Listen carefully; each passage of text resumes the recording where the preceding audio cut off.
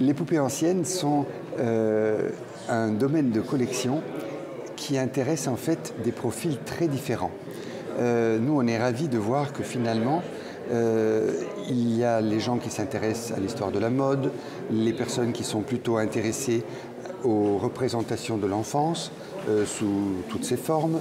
Vous avez les amateurs de jouets, vous avez les personnes qui aiment faire de la couture, également des personnes qui sont intéressées à retrouver simplement leurs souvenirs d'enfance.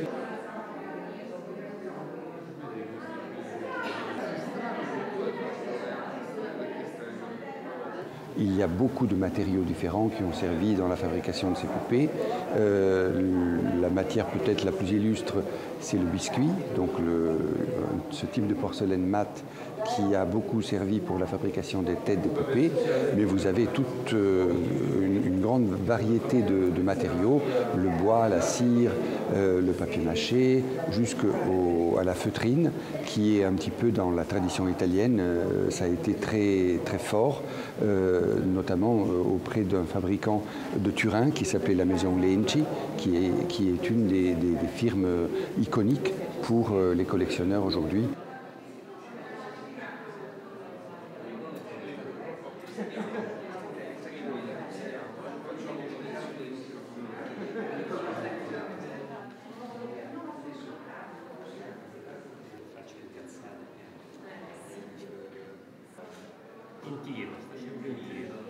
Selon la période qu'on prend en considération ou pas, il y a certains types de poupées qui sont plus à la mode que d'autres.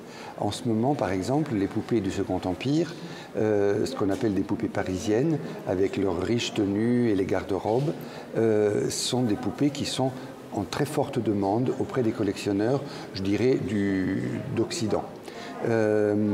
Vous avez également la belle production française du dernier quart du XIXe siècle, là où des maisons illustres comme Jumeaux, Bru, Stenner, Gautier ont fabriqué des poupées exemplaires qui se destinaient au jeu des enfants, mais qui sont néanmoins perçues aujourd'hui.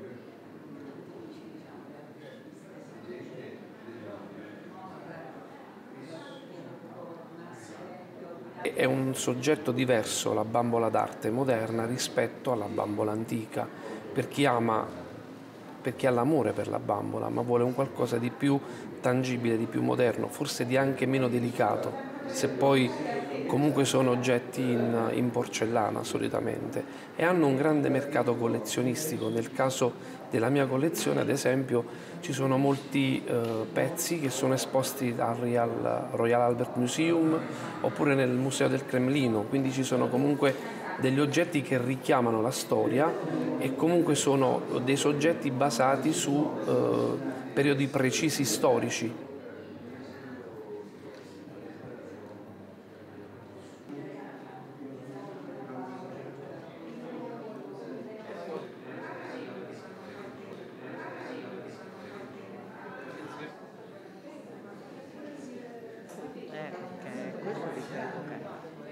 Questo è il raro e allora quindi chiaramente no, sobre gli anni 50 e 60.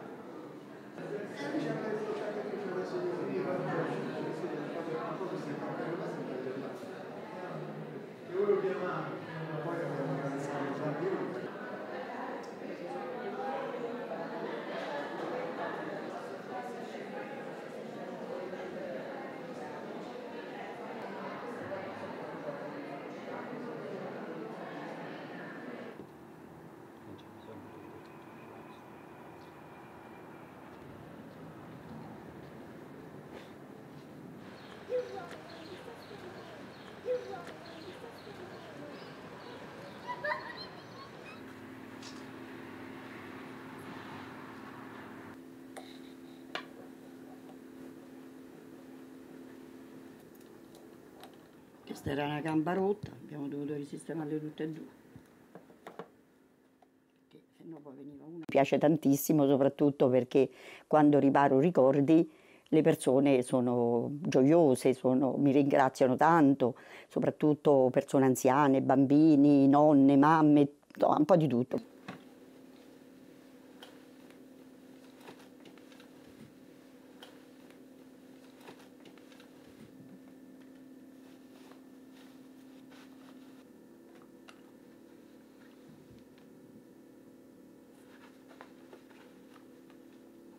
Il campo della bambola è veramente complicato perché ci sono le marche, ci sono i materiali, ci sono i tessuti, ci sono tanti meccanismi, pezzi di meccanismi che magari non riesci a trovare perché ormai le ditte sono tutte chiuse, quindi ti devi inventare al momento quello che serve, magari con un rotolo duro dello Scottex devi fare qualcosa all'interno di queste bambole.